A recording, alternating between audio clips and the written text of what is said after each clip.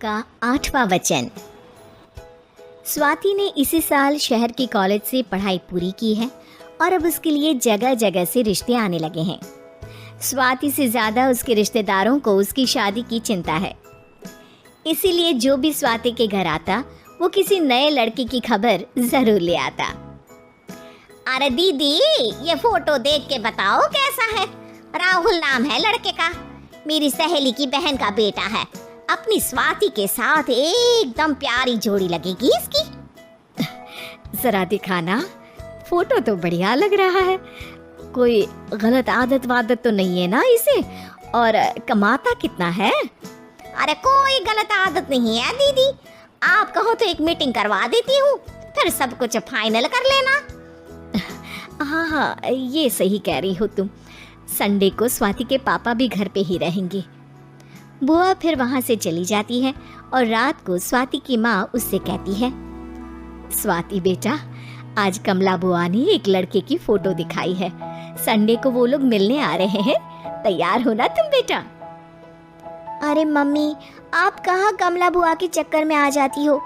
अभी इतनी जल्दी कोई शादी वादी नहीं करनी है मुझे। अरे बेटा, अच्छा लड़का है, बुआ जानती है उसे अच्छे से।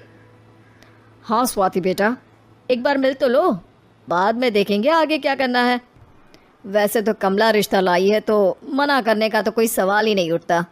संडे की सुबह होती है और कमला बुआ राहुल और उसके मम्मी पापा को लेकर स्वाति के घर आती है। अरे आइए आइए भाभी, इसे अपना ही घर समझिए, इनसे मिलिए। ये मेरे भैया और ये मेरी भाभी हैं। नमस्ते भाभी जी, ये है हमारा लड़का राहुल, सरकारी नौकरी की तैयारी कर रहा है ये। वैसे आपकी बेटी कहाँ है?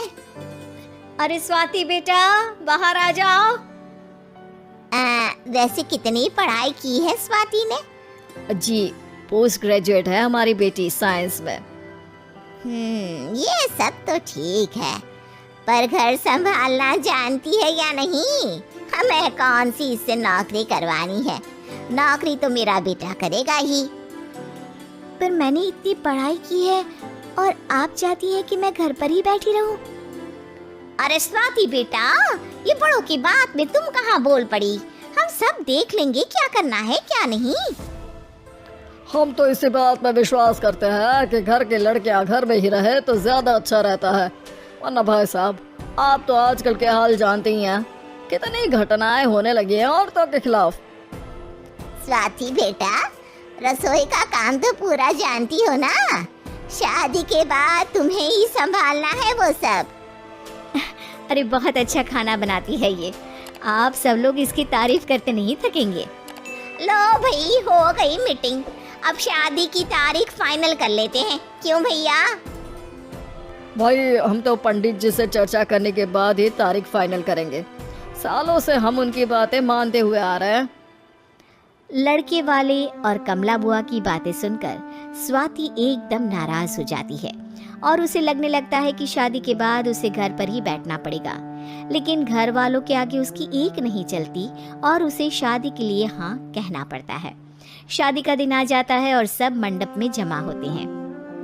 अब फेरों का समय हो गया है, अब कन्या अपने वर से 7 वचन मांगेगी। आप किसी धार्मिक आयोजन में जाएं तो मुझे भी ले जाएंगे। आप मेरे माता पिता का भी बराबरी से सम्मान करेंगे, हमेशा मेरा साथ निभाएंगे। आपको दोनों परिवार की जिम्मेदारियां बखूबी निभानी होगी। हर जरूरी बात में मेरी भी राय लेंगे। आप सभी गलत आदतों से दूर रहेंगे। आप मेरे अलावा किसी और औरत से कोई गलत संबंध नहीं बांधेंगे। ये 7 वचन पूरे हुए, वर क्या तुम्हें ये सारे वचन मंजूर है? जी हाँ पंडित जी, मैं सारे वचन अच्छी तरीके से निभाऊंगा। अरे वाह वाह, बढ़िया तरीके से सब काम संपन्न हो गया।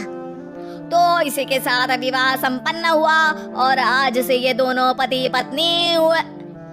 1 मिनट पंडित जी, अभी एक वचन लेना बाकी है। अब कौन सा वचन है बेटा? मैं अब हमेशा के लिए किसी दूसरे घर में जाने वाली हूँ, तो पति के अलावा मैं अपने सास ससुर से भी एक वचन लेना चाहूंगी। अब कहो बेटी। मैं ये चाहती हूँ कि मुझ पर किसी बात की कोई पाबंदी नहीं लगाई जाएगी। मुझे सब कुछ करने की आज़ादी होगी और मैं भी विश्वास दिलाती हूँ कि मैं एक अच्छी बहू बन के दिखाऊंगी। स्वाति की बात सुनकर उसके सास ससुर एकदम चौंक जाते हैं और कुछ बोल नहीं पाते कि उतने में कमला बुआ बोल पड़ती है। अरे बेटा, ये भी कोई कहने की बात है? रानी बन के रहोगी तुम तो। वचन देने से पहले सोच लीजिए, क्योंकि शास्त्रों में वचन ना निभाने वालों के लिए नरक से भी बदतर सजा लिखी है। स्वाति की चालाकी से वहां मौजूद सब लोग प्रभावित हो जाते हैं और लोगों में बदनामी ना हो जाए, इस कारण स्वाति के सास ससुर को उसे वचन देना पड़ता है। और कैसी अपशकुन वाली बातें कर रहे हैं आप पंडित जी? हमें मंजूर है बेटा तुम्हारी शर्त। स्वाति अपनी समझदारी से अपनी बात अपने ससुराल वालों से मनवा लेती है और खुशी खुशी राहुल से शादी कर लेती है। अब से हर शादी में मैं खुद 8 वचन दिलवाऊंगा। ओम मंगलम मंगलम मंगलम।